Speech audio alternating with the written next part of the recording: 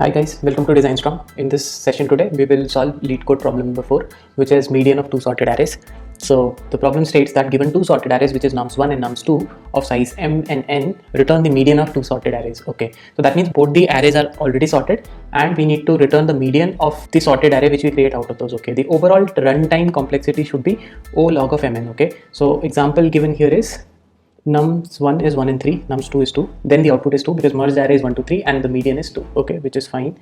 1 2 3 4, output is 2.5 because median is 2 plus 3 by 2, which is 2.5. Okay, so there are two things to note here. One, the arrays are already sorted. Okay, and time complexity should be O log of m plus n. Okay, looking at these two, in order to provide a solution here, what I'm thinking is we should be somehow able to use the binary search because arrays are sorted. But how to use binary search here?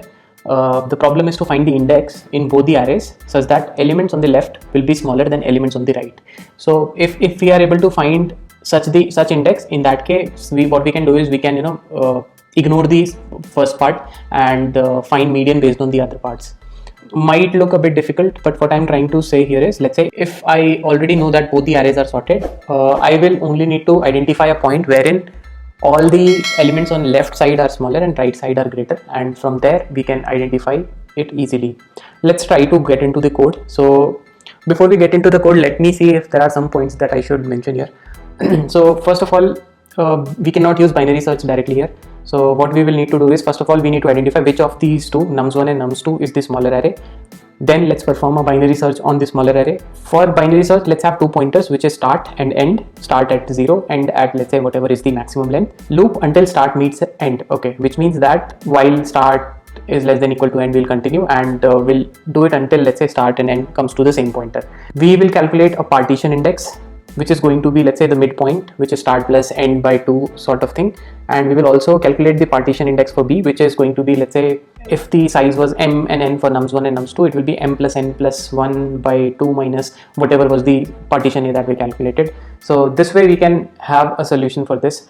Let's try to see if we can provide a solution here. So if nums1 has a length which is less than nums2 dot length, so in this case what we can do is we can simply return the same with, let's say, reverse order, nums2 and nums1. This should be working fine. Otherwise, because we only want to go with the first array, which is the smallest one in our case, so we can do it this way. And similarly, we will find out the length for array 1 and 2 first. We'll have two pointers, like I said, start equals 0 and let's say int end for now will be m because we are only looking at the smaller array. Create a while loop and start with till the time start is, let's say, greater than equal to end. Within the start and end loop, what I will do is I will create partitions.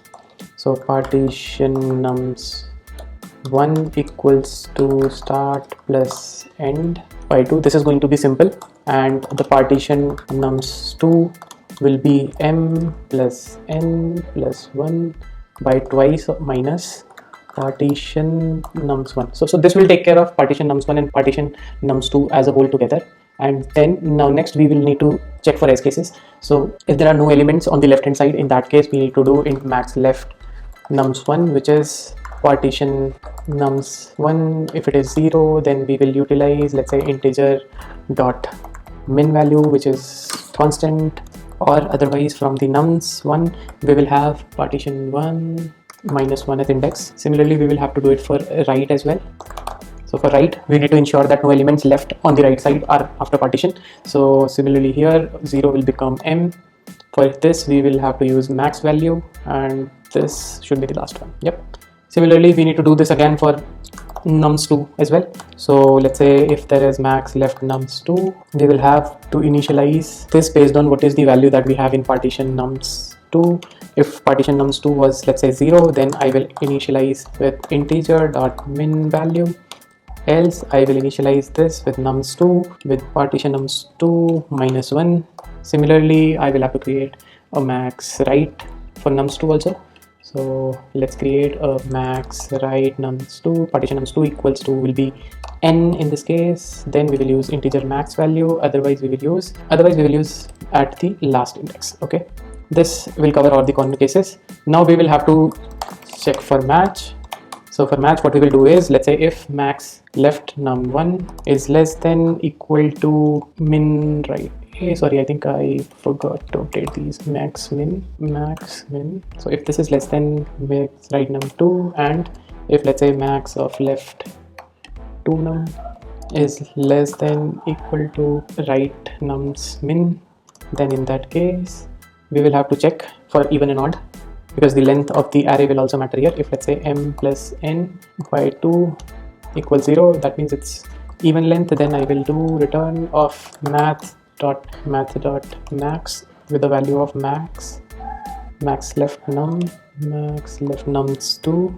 Why we are doing this? Because we have to check for odd and even both, plus minimum of we have whatever we have in rights. This I think should work. Max plus min, no, we need to divide it because we want to find the median. And if it is not there, in that case what we will do is we will simply return, let's say, math dot max of max left 1 and max left 2. This should be good enough for a solution here. Okay, so checking for match here is fine. If we do not get into this condition, then we will also need to handle a condition where max left num1 is greater than the min right on num2.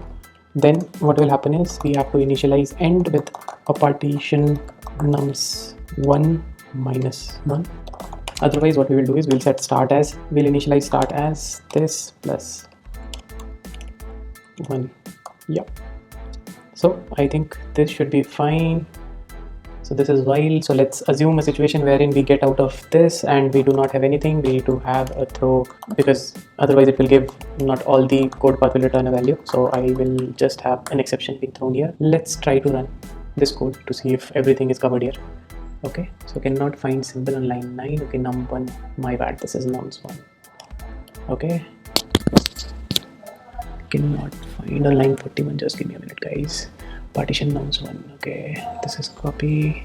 Just give me a minute. If this was there, this is fine. This will also be partition num1 only. Let's see. Okay, so this test case is working fine. Let's try to submit to see if all the test cases passes or not. Okay, this is working fine. Runtime is 3 ms, 46.7, 45% faster than, okay, less than 9%, which is also good. So basically what we have done here is we have utilized binary sorting only. If you look at the code, we have just used binary code itself. You guys might be wondering like how am I able to do it in first go? I have been, practicing this for a long time now. Plus, this is a video. I generally tend to practice it on pen and paper first and then do it on the video. So in case if you like the video, in case if you have a comment regarding the solution or you have a better solution available, do not forget to share in the comments, and like the video, subscribe to the channel, and say design strong.